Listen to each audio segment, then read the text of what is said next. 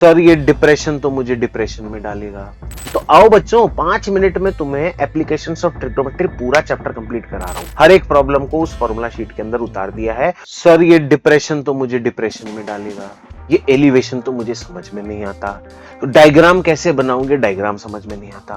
तो आओ बच्चों, 5 मिनट में तुम्हें एप्लीकेशंस ऑफ ट्रिग्नोमेट्री पूरा चैप्टर कंप्लीट करा रहा हूं, ठीक है, with the help of formula sheet जो मैंने बनाई है। हर एक प्रॉब्लम को उस फॉर्मूला शीट के अंदर उतार दिया है, और जहां जहां भी तुम गलती करने वाले हो ना बेटा, उस फॉर्मूला शीट के अंदर वो सारी गलतियां लिखी हुई है। अगर तुम भी उन गलतियों से बचने वाले हो, बचना चाहते हो, ठीक है, और अपने स्कोर्स पक्के करना चाहते हो, तो उस फॉर्मूला शीट को एक बार देख लेना।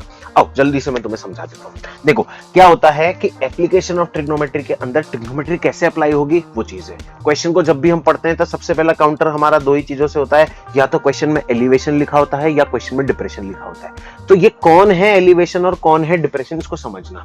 ये एंगल ऑफ एलिवेशन, जब कोई भी व्यक्ति नीचे से ऊपर की तरफ देख रहा है बेटा, तो वो एंगल ऑफ एलिवेशन बनाएगा।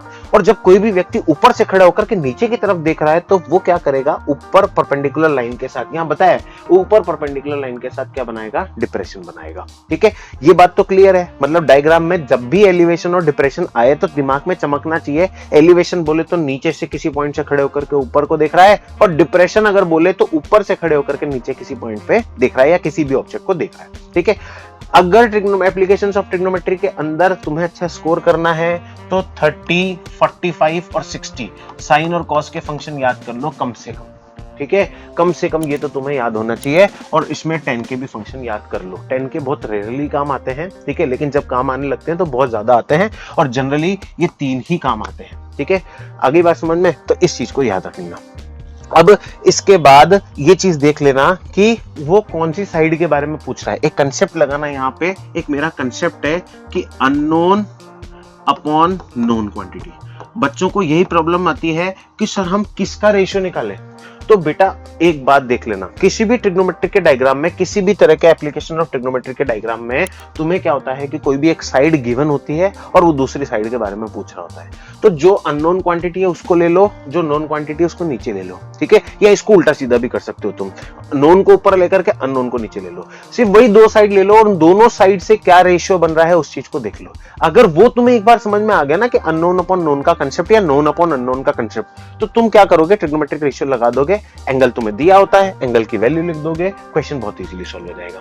अब तुम में से कहीं होगा दिमाग घूम रहा होगा, सर डायग्राम तो बनते ही नहीं है। डायग्राम बनाने के लिए मैंने बेटा यहाँ पे पूरी चीज बता दी। ठीक है, अब वो डायग्राम में कैसे क्या होगा इस चीज को समझेंगे। जब भी कोई भी ये नॉर्मल डायग्राम होता है, ठीक है, ये नॉर्मल डायग्राम कि यहाँ पे एंगल ऑफ एलिवेशन आ जाएगा, ये यहाँ पे एंगल ऑफ डिप्रेशन आ जाएगा, कोई भी नॉर्मल डायग्राम होता है। लेकिन जब कोई भी पर्सन जो है बिल्डिंग की तरफ बढ़ रहा है, वो यहां से यहां की तरफ जा रहा है, तो इस तरह का डायग्राम बनेगा। अगर कोई भी ऑब्जर्वर, ठीक है, टॉप और बॉटम को देख रहा है, जैसे सपोज करो कि कोई बिल्डिंग है, उस बिल्डिंग के ऊपर भी कोई टावर है, ठीक है, अगर तुम्हें कोई बंदा जो है वो टॉप और बॉटम को देख रहा है उस टावर के, बिल्डिंग के ऊपर किसी टावर के, तो इस तरह का डायग्राम बनेगा। जब कोई बंदा एक पॉइंट पे खड़ा होकर के, एक जमीन से किसी भी पॉइंट पे खड़ा होकर के, जमीन से किसी हाइट पे खड़ा होकर उस सामने वाली बिल्डिंग के टॉप पे और सामने वाली बिल्डिंग के बॉटम पे देख रहा है, ये क्वेश्चन कैसे आता है कि a man standing on the tower, a man standing on the building of height x observing top of the tower, top and bottom of the tower, तो एंगल ऑफ एलिवेशन और डिप्रेशन दोनों बनेगा। ठीक है, यहाँ पे जब ऑब्जेक्ट जो है वो मूविंग में है, मतलब सपोज करो कि मैं यहाँ खड़ा हूँ, ठीक है, मैं यहाँ खड़ा हूँ, अब मैं यहाँ खड़े होकर के एक बलून को देख रहा हूँ जो यहाँ से यहाँ तक जा रहा है, या किसी एरोप्लेन को देख रहा हूँ जो यहाँ से यहाँ तक जा रहा है, तो वो इस तरह का डायग्राम बनाएगा। ठीक है, या सपोज करो कि तुम रोड के बीच में खड़े हो, रोड के बीच में खड़े होकर के तुम दो पोल्स को देख रहे हो, अलग अलग हाइट के भी हो सकते हैं, सेम हाइट के भी हो सकते हैं। ठीक है, तो तुम्हें इस तरह का डायग्राम बनाना है।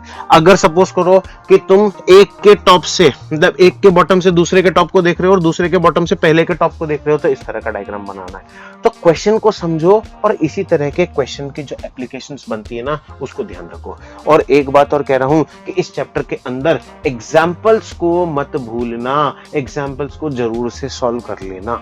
ठीक है, इसमें एग्जाम्पल बहुत बड़ा रोल प्ले करते हैं, जिसमें एक क्वेश्चन है ब्रिज वाला क्वेश्चन। ठीक है, वो ब्रिज वाला क्वेश्चन कैसे है कि कोई भी नदी है, नदी के ऊपर कोई ब्रिज है, ब्रिज के किसी पॉइंट पर खड़ा होकर व्यक्ति जो है दोनों पॉइंट को देख रहा है, इस तरह का डायग्राम बनता है। ठीक है, ये वाला जो क्वेश्चन है ये बड़ा इंपॉर्टेंट है, इसलिए इस क्वेश्चन को देख लेना। ठीक है, ये चैप्टर नंबर 9 के कंसेप्ट क्लियर होते हैं। मिलते हैं अगले चैप्टर के साथ। ठीक है, बाय बाय।